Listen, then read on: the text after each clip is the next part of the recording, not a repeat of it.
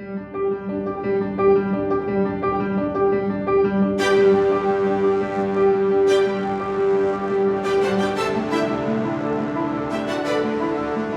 ever feel like nobody believes you? They want to know what I'm doing, how I'm doing it. Are you getting enough sleep? Are you drinking enough water? How many calories do you have a day?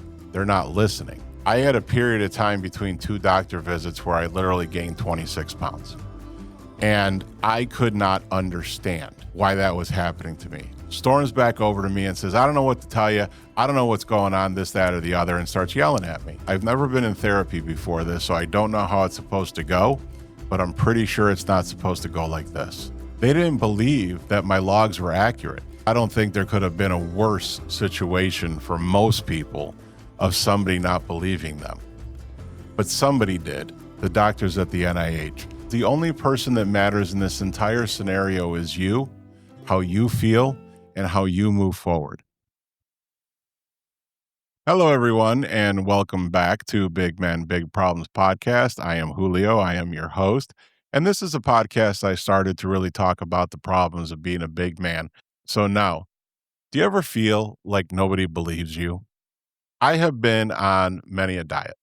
I have been on many a journey, right? And every time I am, people ask me questions. They talk to me. They drill me down. They want to know what I'm doing, how I'm doing it. Is it working? And if it's not working, it seems like they start to ask you questions as if somehow by asking you those questions, they're going to fix it, right? Are you getting enough sleep? Are you drinking enough water? How many calories do you have a day?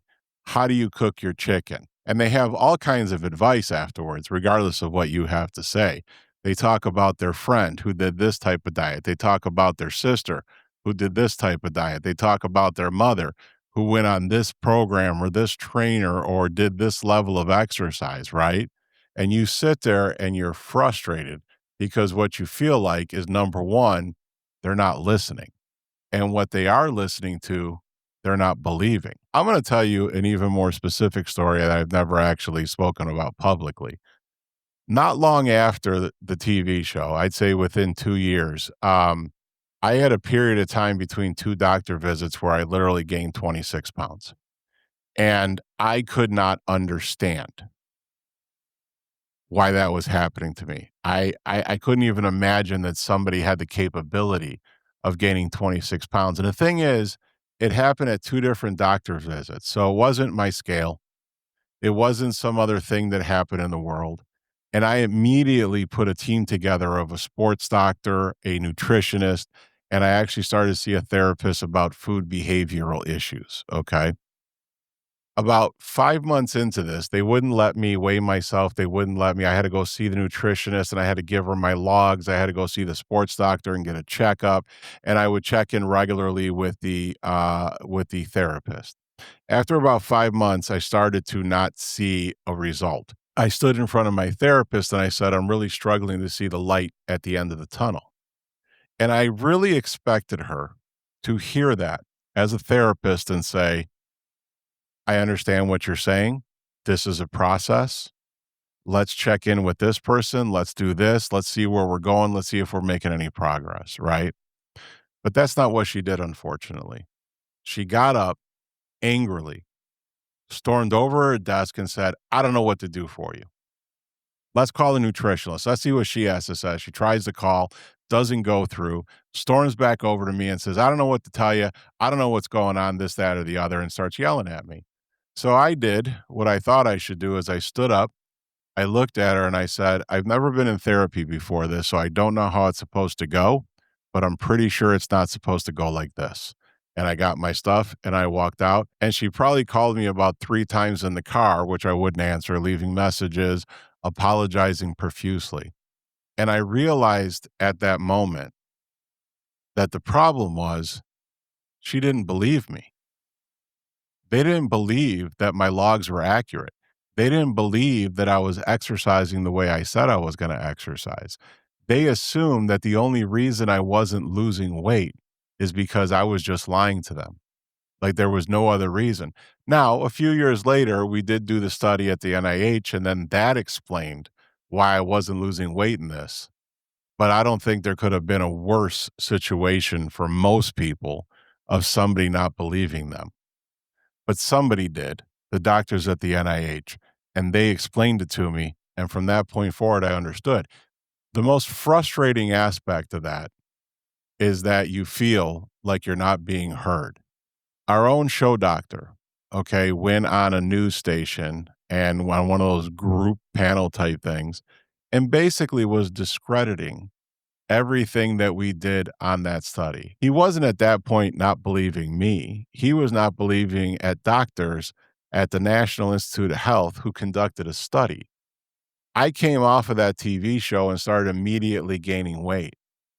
And I can tell you there was plenty of people in my life who wanted to understand.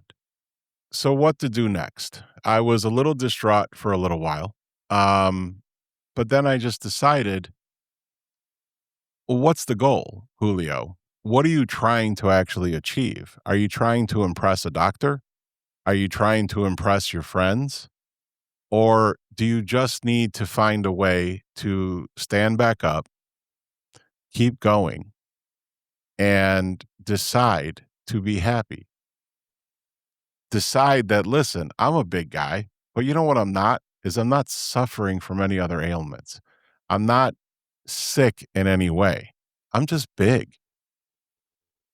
And whatever I am for me was enough at the time.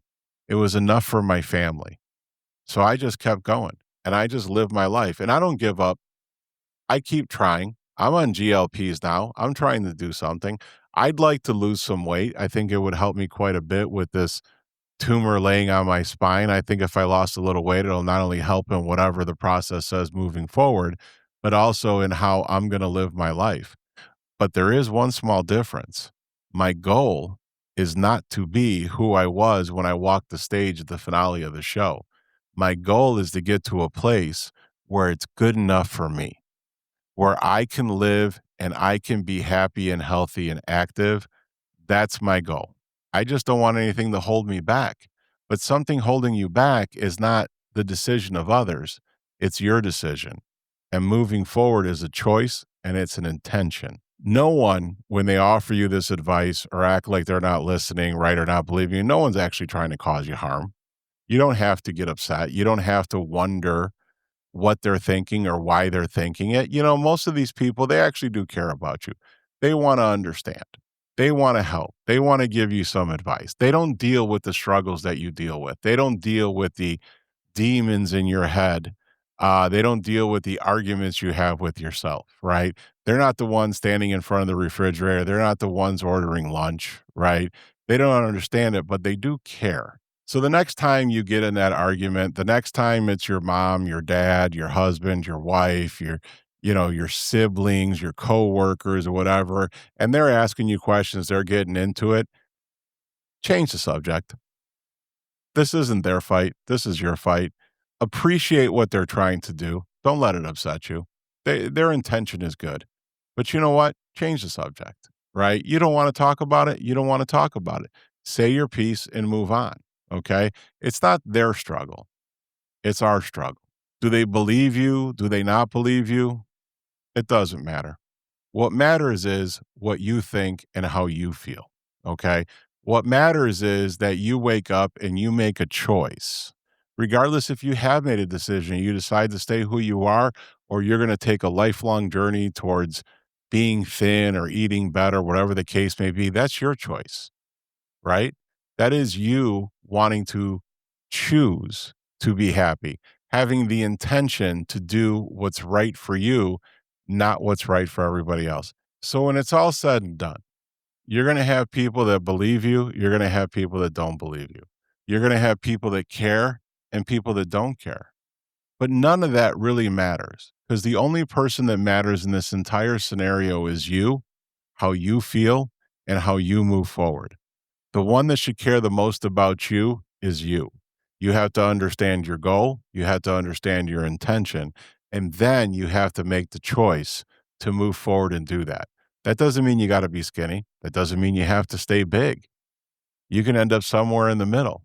It just means that you have to make the choice to live your life your way in a healthy and happy way.